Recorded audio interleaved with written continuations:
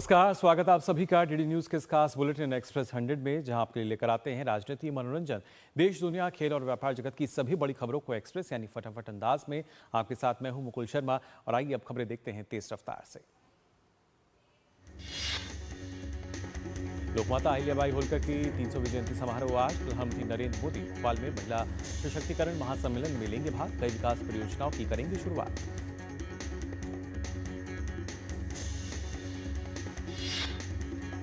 प्रधानमंत्री लोकमाता देवी अहिल्याबाई को समर्पित एक स्मारक डाक टिकट और एक विशेष सिक्का भी जारी करेंगे।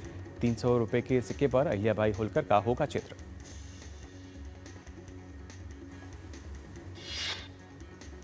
शहरों में यात्रा के बुनियादी ढांचे को बेहतर बनाने की अपनी प्रतिबद्धता के अनुरूप प्रधानमंत्री इंदौर मेट्रो की येलो लाइन के सुपर प्रायोरिटी कॉरिडोर पर भी यात्री सेवाओं का उद्घाटन करेंगे।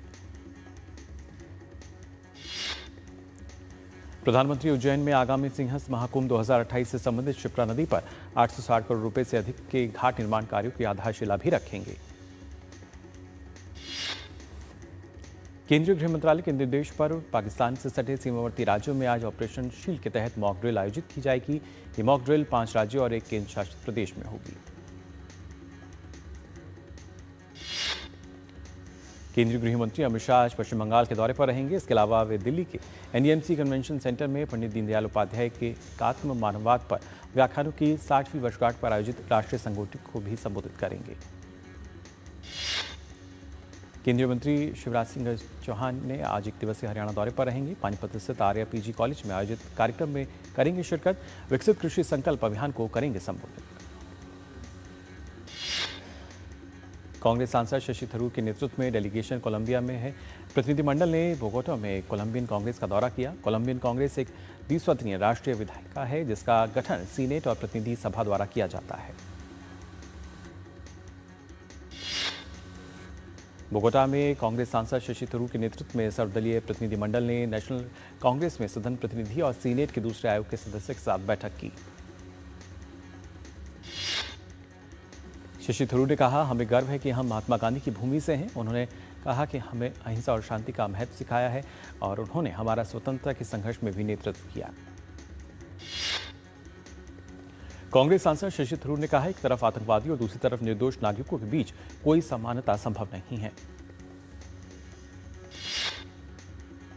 प्रतिनिधिमंडल ने पाकिस्तान को कोलंबिया के सामने बेनकाब किया, जिसके बाद कोलंबिया ने आधिकारिक तौर पर अपना वह बयान वापस लिया, जिसमें उसने भारतीय हमलों के बाद पाकिस्तान में हुई मौतों पर संवेदना व्यक्त की थी। कांग्रेस सांसद शशि थरूर के नेतृत्व में सर्वदलीय प्रतिनिधिमंडल ने बोगोटा में तादेवो लोजान विश्वविद्यालय का दौरा किया और बोगोटा में महात्मा गांधी को पुष्पांजलि अर्पित की। पाकिस्तान पोषित आतंकवाद को दुनिया के सामने बेपर्दा करने के लिए सर्वदलीय सांसदों का डेलीगेशन विदेशी दौरे पर है। इसी कड़ी में एनसीपी शरद पवार पार्टी की सांसद सुप्रिया सूले के नेतृत्व में डेलीगेशन ने इथियोपिया के पूर्व प्रधानमंत्री हैलमारियम देसालेगन से मुलाकात की। मुलाकात के दौरान डेलीगेशन के सदस्यों ने ऑपरेशन सिंदूर की विस्तृत जानकारी दी। देसालेगन से मुलाकात के बाद सुप्रिया सूले ने कहा कि आतंकवाद के खिलाफ इस यात्रा में इथियोपिया भारत के साथ मजबूती से खड़ा है।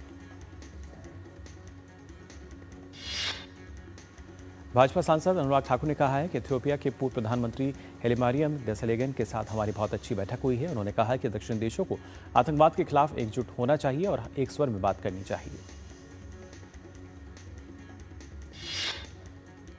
शिवसेना सांसद श्रीकांत शिंदे के नेतृत्व में सांसदों का डेलीगेशन सियरा लियोन पहुंचा।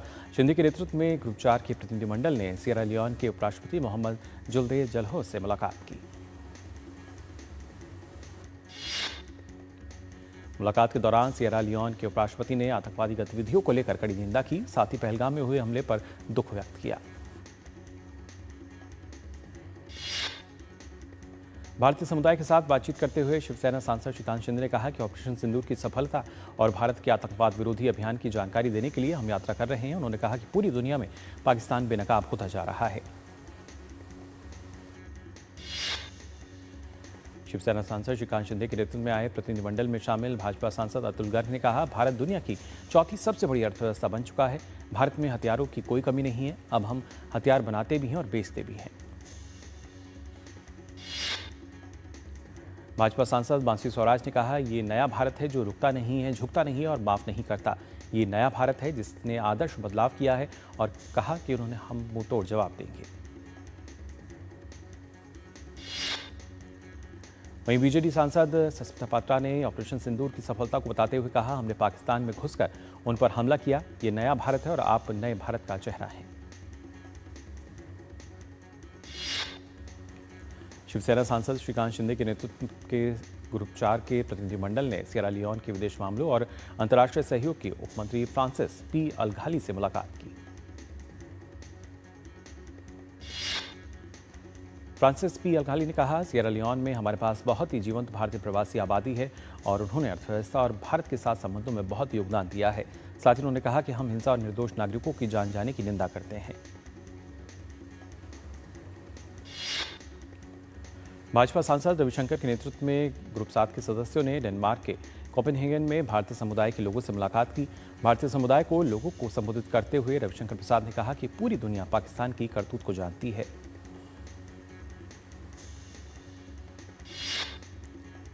रविशंकर प्रसाद ने कहा, पाकिस्तान ने 4 बार भारत के साथ युद्ध छेड़ने का दुस्साहस किया, लेकिन हर बार उसे मुक्की खानी पड़ी। उन्होंने कहा कि पूरी दुनिया जान चुकी है कि पाकिस्तान आतंकियों का सबसे बड़ा पनाहगार है।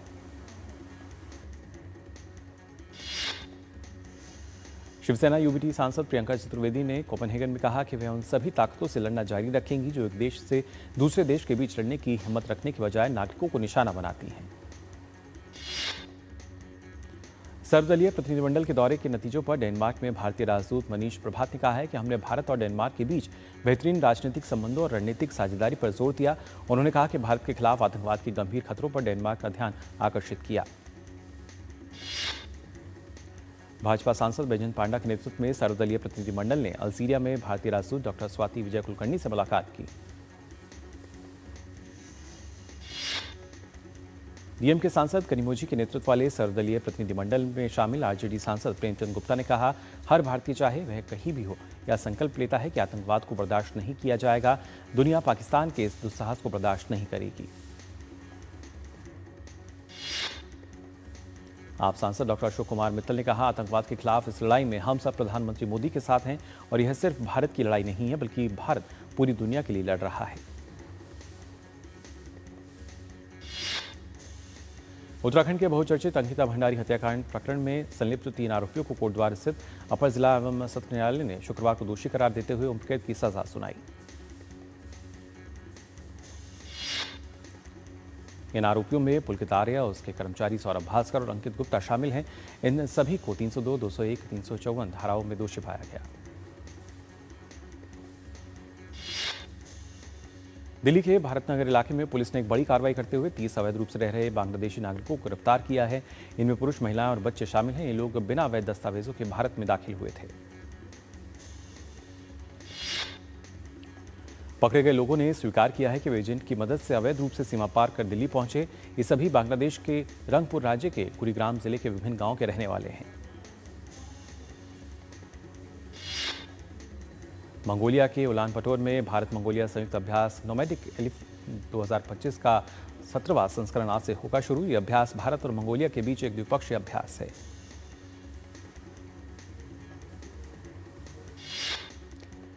केंद्रीय श्रम एवं रोजगार तथा युवा मामले एवं खेल मंत्री डॉक्टर मनसुख मांडविया हिमाचल प्रदेश के दौरे पर रहेंगे। सिरमौर के कालाअंब में नवनिर्मित 30 बिस्तरों वाले ईएसआईसी अस्पताल का करेंगे उद्घाटन।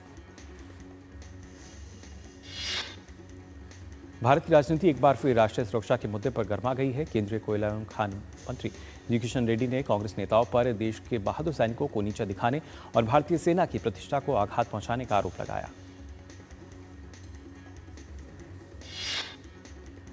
पाकिस्तान का समर्थन करने के लिए तुर्की को कड़ा संदेश देते हुए केंद्र सरकार ने इंडिगो एयरलाइंस को टर्किश एयरलाइंस के साथ अपने विमान लीज समझौते को 3 महीने के भीतर खत्म करने का निर्देश दिया।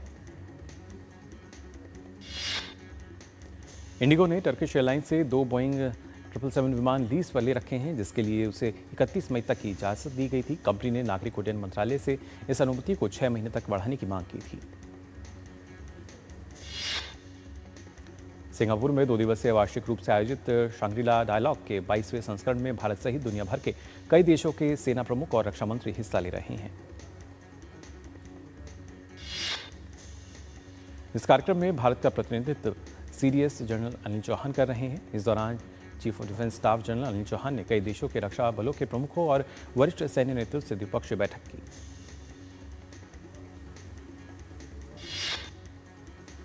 सीबीआई ने ईडी के एक उप निदेशक को गिरफ्तार किया है। अधिकारी पर भुवनेश्वर में एक व्यवसायी से 20 लाख रुपए की रिश्वत लेने का आरोप है। सीबीआई ने ईडी के डिप्टी डायरेक्टर चिंतन रघुवंशी को बिजनेसमैन से 50 लाख की रिश्वत मांगने के आरोप में गिरफ्तार किया। चिंतन 2013 बैच के आईआरएस अधिकारी हैं। इस बार मानसून समय से पहले आने की वजह से केरल के कई इलाकों में बारिश का दौर जारी है। केरल के 4 जिलों में आज भी ऑरेंज अलर्ट जारी किया गया है। मौसम विभाग ने पश्चिम बंगाल में भी दक्षिण पश्चिम मानसून के समय से पहले आने का अनुमान व्यक्त किया है। विभाग ने बताया है कि मानसून के बहुत जल्द उत्तर में बंगाल के उपहिमालयी जिलों तक पहुंचने की संभावना है। सिक्किम में भारी बारिश के कारण उत्तरी सिक्किम के थेंग और चुंगथांग इलाकों की अगर बात की जाए तो यहां भूस्खलन की समस्या लगातार बढ़ रही है। जिला प्रशासन के अनुसार कई संपत्तियों को नुकसान पहुंचा है। असम के कई हिस्सों में बारिश लगातार हो रही है। बारिश के कारण कई इलाकों में जलभराव की समस्या भी देखी गई, जिससे लोगों को आवाजाही में परेशानी का सामना करना पड़ा। सिलचर में भी बारिश का दौर जारी है। मौसम विभाग के अनुसार असम और मेघालय में भारी बारिश का अनुमान जताया गया है। दिल्ली एनसीआर समेत यूपी और बिहार में भी तापमान में गिरावट देखने को मिली। वहीं अगले 5 दिनों तक राजधानी दिल्ली और एनसीआर इलाके में प्री मानसून का असर दिखाई देगा।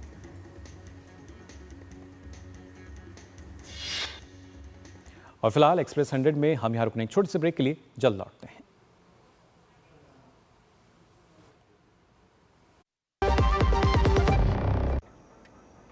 पापा, फीस ज्यादा है। बेटा, याद है बोनस के कुछ पैसे हमने दूसरे खाते में रखे थे। 2 साल से खाते में कोई लेन देन नहीं हुआ है, शायद इनऑपरेटिव हो गया होगा। तो अब बैंक जाके या वीडियो केवाईसी से केवाईसी अपडेट कराओ, खाता होगा एक्टिव, एकदम फ्री। चलो कहाँ? एडमिशन कराने, खाता हुआ एक्टिव। आरबीआई कहता है जानकार बनिए, सतर्क रहिए। मेरी पसंद, मेरी पसंद, मेरी पसंद, मेरी पसंद, हमारी पसंद। हम सबकी पसंद। मजबूत देश का मजबूत सरिया हो गया स्टील। जो लक्ष्य चुना था समझ आने लगा है। जीएलए यूनिवर्सिटी, उच्च लक्ष्य की निश्चित प्राप्ति। ब्रेक के बाद आप सभी का एक बार फिर स्वागत। आप देख रहे हैं एक्सप्रेस 100। आइए एक बार फिर से खबरें देखते हैं तेज रफ्तार से। भ्रामक विज्ञापनों और दवाओं के प्रतिकूल प्रभावों के मुद्दों को संबोधित करने के लिए आयुष सुरक्षा पोर्टल लॉन्च किया गया। केंद्रीय राज्य मंत्री प्रताप राव झा ने आयुष भवन में आयुष सुरक्षा पोर्टल का शुभारंभ किया। भारत की राष्ट्रीय कंप्यूटिंग क्षमता 34,000 जीपीयू को पार कर गई है। इसके साथ ही भारत के अपने फाउंडेशन मॉडल के निर्माण के लिए 3 नए स्टार्टअप का चयन करके इंडिया एआई मिशन ने स्वदेशी एआई क्षमताओं को मजबूत करने की दिशा में एक ऊंची छलांग लगाई है। झारखंड सरकार ने 16वें वित्त आयोग से राज्यों के करों में हिस्सेदारी बढ़ाकर 50% करने की मांग की है। 15वें वित्त आयोग के तहत करों में राज्यों को 41% हिस्सा दिया जाता है। नई दिल्ली में लक्ष्मीपत सिंघानिया आईआईएम लखनऊ राष्ट्रीय नेतृत्व पुरस्कार का आयोजन किया गया। इस कार्यक्रम में वित्त मंत्री निर्मला सीतारमण मुख्य अतिथि के तौर पर शामिल रहीं। वित्त मंत्री ने कहा कि वित्त वर्ष 2024-25 की चौथी तिमाही के दौरान भारत का उद्योग और विनिर्माण गतिविधि सभी अच्छे रहे और सिर्फ चौथी तिमाही में 7.4% की वास्तविक जीडीपी बढ़ोतरी हुई है। वित्त मंत्री ने विज्ञान के महत्व पर जोर देते हुए कहा कि भारत में विज्ञान और प्रौद्योगिकी में निवेश करना हमेशा से प्राथमिकता रही है। प्रधानमंत्री मोदी के नेतृत्व में भविष्य की जरूरत को देखते हुए हमेशा से विज्ञान में निवेश किया गया है। भारत की जीडीपी ग्रोथ चौथी तिमाही में 7.4% रही। यह आंकड़ा अर्थशास्त्रियों के अनुमान से बेहतर रहा। वित्त वर्ष 2024-25 में वास्तविक सकल घरेलू उत्पाद के अंतिम अनुमान में 6.5% की वृद्धि दर्ज की गई है, जबकि वित्त वर्ष 2024-25 की चौथी तिमाही के दौरान वास्तविक सकल घरेलू उत्पाद में 7.4% की वृद्धि दर्ज हुई। केंद्र सरकार ने जमाखोरी और खाद्य सुरक्षा सुनिश्चित करने के मकसद से व्यापारियों, थोक विक्रेताओं, खुदरा विक्रेताओं और बड़ी खुदरा श्रृंखला के विक्रेताओं के लिए गेहूं का स्टॉक रखने की समय सीमा अगले साल मार्च तक के लिए बढ़ा दी है। स्टॉक सीमा सभी राज्यों और केंद्र शासित प्रदेशों में 31 मार्च 2026 तक लागू रहेगी। नए नियमों के तहत व्यापारी और थोक व्यापारी 3000 मीट्रिक टन गेहूं तक का स्टॉक कर सकते हैं, जबकि खुदरा विक्रेता प्रत्येक खुदरा दुकान पर 10 मीट्रिक टन तक का स्टॉक रख सकते हैं। गेहूं के प्रसंस्करणकर्ताओं को अपनी मासिक स्थापित क्षमता का 70% स्टॉक करने की अनुमति दी गई है। एफएसएसएआई ने खाद्य पदार्थों की लेबलिंग में 100% शब्द के उपयोग के खिलाफ एक सख्त निर्देश जारी किया है, जिसके मुताबिक 100% शब्द के उपयोग को उपभोक्ताओं के लिए गुमराह करने वाला बताया गया है। लाइट कॉम्बैक्ट एयरक्राफ्ट तेजस MK-1A के लिए पहला सेंटर फ्यूजलेज असेंबली को हिंदुस्तान एरोनॉटिक्स लिमिटेड को सौंप दिया गया है। VM टेक्नोलॉजी ने प्रमुख सब असेंबली HL को सौंपी है। रक्षा उत्पादन सचिव संजीव कुमार ने कहा कि हमारे रक्षा उत्पादन में हर साल लगभग 10% की वृद्धि हो रही है और रक्षा निर्यात भी बढ़ रहा है। साथ ही उन्होंने कहा कि HL के प्रोडक्शन शेड्यूल में भी सुधार के संकेत हैं। रक्षा उत्पादन सचिव ने रक्षा क्षेत्र में उत्पादन वृद्धि के लिए HAL जैसी सार्वजनिक इकाइयों और निजी उद्योग की सराहना करते हुए बताया कि HAL अब तेजस MK-1A के लिए चौथी उत्पादन लाइन स्थापित कर रहा है। 2 लाइनें पहले से बेंगलुरु में और एक नासिक में कार्यरत हैं। UPI ने भारत के डिजिटल पेमेंट सिस्टम में अपना दबदबा मजबूत किया है। इसकी कुल लेन देन मात्रा में हिस्सेदारी पिछले वित्त वर्ष के 79.7% से बढ़कर वित्त वर्ष 2025 में 83.7% हो गई है। RBI की वार्षिक रिपोर्ट के अनुसार UPI ने वित्त वर्ष 2025 के दौरान 185.8 बिलियन लेन देन की सुविधा प्रदान की, जो सालाना आधार पर 41% की वृद्धि को दर्शाता है। UPI की सफलता ने भारत को ग्लोबल रियल टाइम पेमेंट में 48.5% की हिस्सेदारी के साथ अग्रणी स्थान पर पहुंचा दिया है। केंद्रीय बैंक 2028 और 29 तक 20 देशों में UPI का विस्तार करने के लिए प्रतिबद्ध है। साइबर क्राइम के जरिए वित्तीय धोखाधड़ी मामलों की कुल घटनाओं में कमी दर्ज की गई है। अडानी एनर्जी सॉल्यूशंस लिमिटेड को महाराष्ट्र में 1660 करोड़ रुपए का अंतर्राज्यीय ट्रांसमिशन प्रोजेक्ट मिला है। इस प्रोजेक्ट के दायरे में 3000 मेगावोल्ट एम्पियर क्षमता के सब स्टेशनों की स्थापना शामिल है। NSE के प्रबंध निदेशक और CEO आशीष कुमार चौहान ने कहा है कि भारत दुनिया की सूचना प्रौद्योगिकी की राजधानी के रूप में उभरा है। क्रिसिल की एक रिपोर्ट में कहा गया है कि भारतीय झींगा निर्यातकों को वित्त वर्ष 2026 में राजस्व में 2 से 3% की वृद्धि देखने को मिलेगी, क्योंकि बढ़ती कीमतों और मुद्रा में बढ़त के कारण प्राप्तियों में सुधार दर्ज किया गया है। CII एनुअल बिजनेस समिट 2025 में केंद्रीय पर्यटन मंत्री गजेंद्र सिंह शेखावत ने कहा कि ग्लोबल इकोनॉमी में 10% योगदान टूरिज्म सेक्टर का होता है और मुझे यकीन है ग्लोबल पैरामीटर के तहत 2030 तक हमारा पर्यटन क्षेत्र भी देश की GDP में 10% की हिस्सेदारी देगा। SBI के अनुसार मौजूदा रुझानों के आधार पर वित्त वर्ष 2025 में भारत के घरेलू क्षेत्र की net financial saving 22 lakh crore रुपए तक और ग्रॉस नेशनल डिस्पोजेबल इनकम के 6.5% तक पहुंचने का अनुमान है। उत्तर प्रदेश को उद्यम प्रदेश बनाकर प्रदेश की $1 ट्रिलियन इकोनॉमी बनाने का सपना पूरा करने की ओर बढ़ रही योगी सरकार ग्रेटर नोएडा में औद्योगिक गतिविधियों को बढ़ावा देने के लिए नई स्कीम लेकर आई है। ओला इलेक्ट्रिक के शेयर में बड़ी गिरावट के बाद वित्त वर्ष 2025 की चौथी तिमाही में कंपनी का नुकसान दोगुना हो गया है। कारोबारी सत्र में ओला इलेक्ट्रिक के शेयर की शुरुआत 9.73% की गिरावट के साथ 48.06 रुपये पर हुई। 2025 की पहली तिमाही में गोल्ड की निवेश मांग सालाना आधार पर 170% बढ़कर 552 टन पर पहुंच गई है।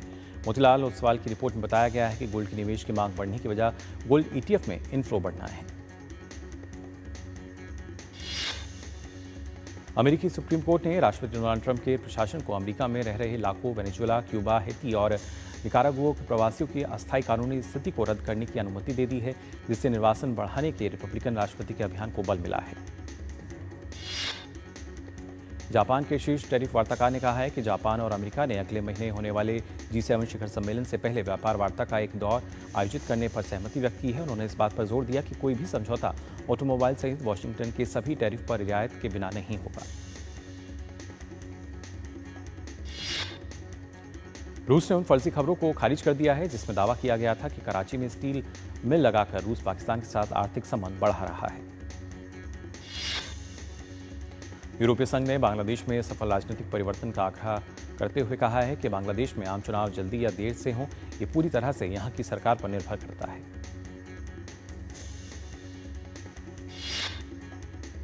रूस लेनिन की समाधि विशाल रेड स्क्वायर को $2,50,000 खर्च कर नया रूप देगा।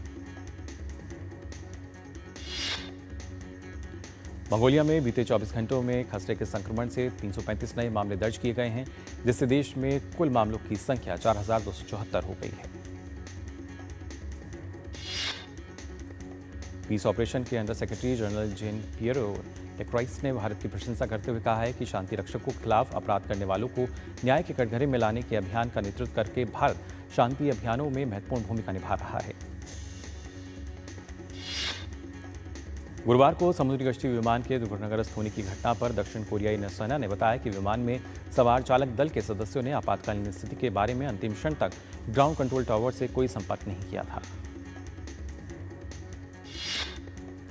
अमेरिकी रक्षा मंत्री पीट हेग्सेथ ने चेतावनी दी है कि चीन से खतरा वास्तविक और संभावित रूप से आसन है, इसलिए उन्होंने हिंद प्रशांत क्षेत्र में सहयोगियों से अपनी रक्षा जरूरतों पर अधिक खर्च करने का आग्रह किया। अमेरिकी राष्ट्रपति डोनाल्ड ट्रंप ने कहा कि अरबपति एलन मस्क उनके करीबी सलाहकार बने रहेंगे।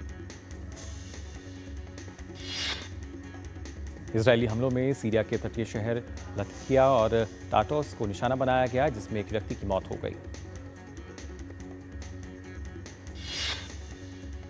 आईपीएल 2025 के एलिमिनेटर मुकाबले में मुंबई इंडियंस ने गुजरात टाइटंस को 20 रनों से हरा दिया। इस जीत के साथ ही मुंबई इंडियंस ने क्वालीफायर 2 में जगह बना ली है। वहीं इस साल के आईपीएल में गुजरात टाइटंस की टीम का सफर यहीं खत्म हो गया। सात्विक साईराज रांकीरेड्डी और चिराग शेट्टी की जोड़ी सिंगापुर ओपन के सेमीफाइनल में पहुंच गई है। भारतीय जोड़ी ने विश्व नंबर 1 जोड़ी मलेशिया की गोहजे फेई और नूर जहीउद्दीन की जोड़ी को 21-17, 21-15 के सीधे सेट में मात दी। भारतीय जोड़ी ने यह मुकाबला महज 39 मिनट के अंदर अपने नाम किया। भारतीय जोड़ी का ये इस सीजन का तीसरा सेमीफाइनल रहेगा। इससे पहले सात्विक और चिराग की जोड़ी इंडिया ओपन और मलेशिया ओपन के सेमीफाइनल में भी पहुंचने में कामयाब रही है। भारतीय एथलीट गुलवीर सिंह ने शानदार प्रदर्शन करते हुए एशियाई एथलेटिक्स चैंपियनशिप में अपना दूसरा स्वर्ण पदक जीत लिया है। गुलवीर सिंह ने पुरुष 5000 मीटर फाइनल में एक दशक पुराना टूर्नामेंट का रिकॉर्ड तोड़कर शीर्ष स्थान हासिल किया। भारत को पूजा ने ऊंची कूद में स्वर्ण पदक के साथ बड़ी सफलता दिलाई।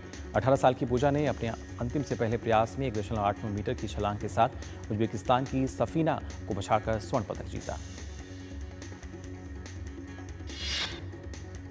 ट्रेंट अलेक्जेंडर आर्नोल्ड ने रियल मैड्रिड क्लब के साथ अनुबंध किया है।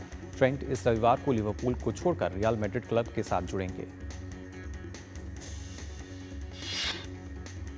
ट्रेंट अलेक्जेंडर का लिवरपूल क्लब के साथ बेहद शानदार सफर रहा और उन्हें क्लब के साथ रहते हुए 2 बार प्रीमियर लीग खिताब, चैंपियंस लीग, फीफा क्लब विश्व cup, UEFA super cup, FA cup और लीग कप का खिताब जीता।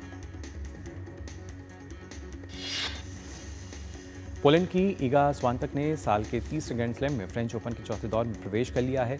स्वांतक ने रोमानिया की जैकलिन क्रिश्चियन को तीसरे चरण के मुकाबले में 6-2, 7-5 से शिकस्त दी। मैच में स्वांतक का दबदबा शुरुआत से ही देखने को मिला।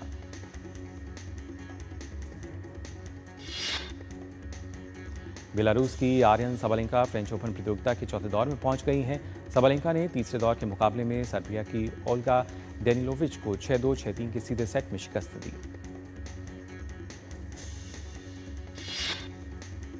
अमेरिकन खिलाड़ी अमांडा फ्रेंच ओपन के चौथे दौर में पहुंच गई हैं। अनीसीमोवा ने यह सफलता का तीसरे दौर में मैच में डेनमार्क की क्लारा टॉसन को हराकर हासिल की। अनीसीमोवा ने क्लारा के खिलाफ मैच को 7-6, 6-4 से अपने नाम किया। चौथे दौर में अब अमांडा का सामना साबालेंका से होगा। ऑस्ट्रेलिया की डारिया कासाकीना फ्रेंच ओपन के तीसरे दौर में पहुंच गई हैं। डारिया के दूसरे दौर में फ्रांसीसी खिलाड़ी लियोलिया जिनजीन को 6-4, 6-2 से सीधे सेट में शिकस्त दी।